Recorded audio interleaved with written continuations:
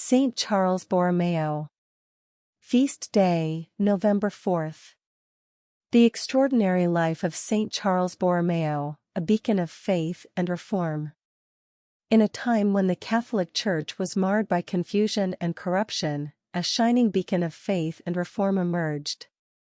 The story of Saint Charles Borromeo, whose feast day falls on November 4th, is a testament to a life devoted to the service of God and the betterment of the Church. Chapter 1: The Early Years. In the year 1538, a noble family welcomed a son into their opulent world. Charles Borromeo was born with the privilege of wealth and prestige that often led others astray. However, from an early age, he exhibited a remarkable difference. He yearned to serve the Church and the poor. His young heart was set on a path of humility and charity, as he implored his father to share their fortune with the less fortunate. Chapter 2: A Calling. As Charles grew, he found himself at the crossroads of a life filled with privilege and the allure of the Renaissance era. Yet, he remained steadfast in his devotion to the Church. His life took a pivotal turn at the age of 22 when his uncle was elected Pope Pius IV. This unexpected twist of fate thrust Charles into the heart of the Catholic Church's leadership. He served as a papal diplomat and supervised major religious orders, using his position not for personal gain but to benefit the Church and its followers. Chapter 3: Council of Trent. Amid the turbulence of the late 16th century, the Catholic Church needed guidance and reform.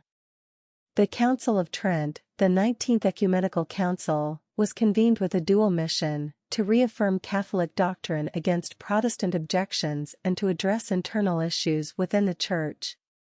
Charles, only 25 at the time, played a significant role in the Council's conclusion in 1563. He was instrumental in crafting the comprehensive summary of its findings, the Roman Catechism. Chapter 4: Rising to Greater Heights.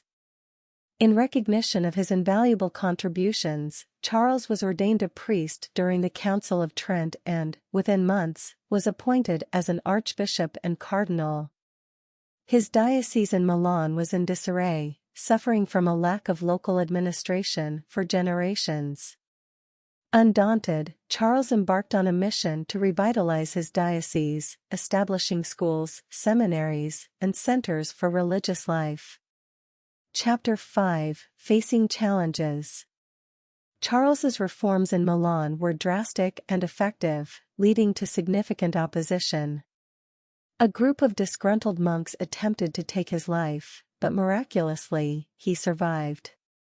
Undeterred, he continued to champion catechesis and youth instruction, pioneering the confraternity for Christian doctrine and laying the groundwork for what we now know as Sunday school classes. Chapter 6: International Compassion. Charles Borromeo also extended his pastoral care to English Catholics who fled to Italy to escape persecution. His compassion and dedication knew no boundaries, and his influence transcended national borders. Chapter 7: The Final Journey. Years of tireless work, constant travel, and ascetic living eventually took a toll on Charles. The once young prodigy of the papal court succumbed to the demands of his vocation. On November 3, 1584, at the age of 46, Saint Charles Borromeo departed from this world, leaving behind a legacy that would endure through the ages. Chapter 8: Canonization and Legacy. Saint Charles Borromeo's life was nothing short of extraordinary. His unwavering dedication to the Church, his role in the Council of Trent, and his reform efforts in Milan earned him the title of saint. In 1610, 26 years after his passing, Charles was canonized, becoming the patron of catechists and catechumens.